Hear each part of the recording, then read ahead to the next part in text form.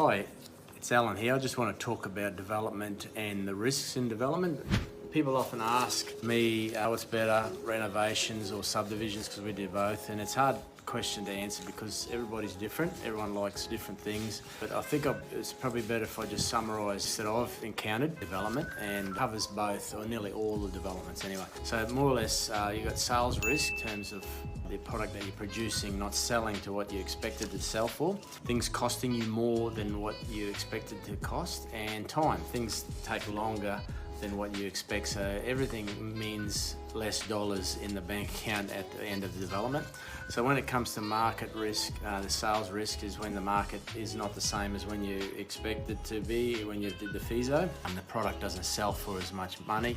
Then there's engineering risk, so engineering the design of the subdivision or even the house isn't the same as what you expected. You might have expected 10 lots and it might only be 8, or there's more pipes got to be put into the ground, like sewer or water mains. The sewer might have to go an extra 30 metres or 100 metres down the road.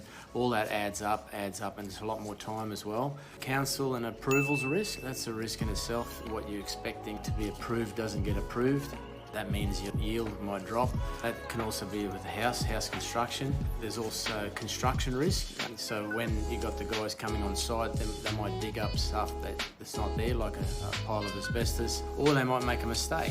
You know, everyone makes mistakes. Pipe isn't laid in the correct spot. Things might get covered before they do an inspection on it, so they might have to uncover. There's also wet weather. You know, wet weather holds things up and makes things take longer. There's also third-party risk, so like your neighbours complain, and that goes to council and holds you up for 2-3 months. Finance, there's also finance risk. You know, that cash flow, you run out of cash flow. You haven't got enough money allowed for the site, or you mightn't find finance at all because you haven't got enough income to service the loan or to be a guarantor.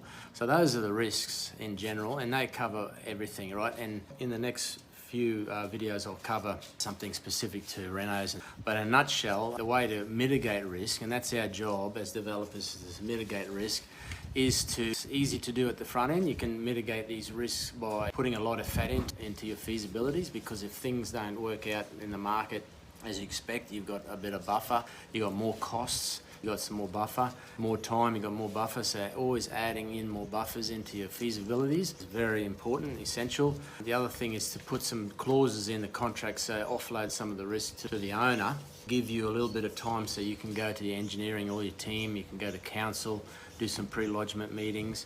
You can do a lot of that up front before you actually go unconditional, to make sure that a lot of this stuff is uncovered before you actually commit to the deal. As always, nothing is 100%, and particularly when you've got longer deals like subdivision, a lot more moving parts. It's very hard to mitigate all the risks, and you won't. Just do the best that you can at the front. Hopefully the team and you've got enough buffers to carry through it, and you come out the other side on top. So I hope that helps. There's a little bit more to come, but I'll cover that shortly. Cheers.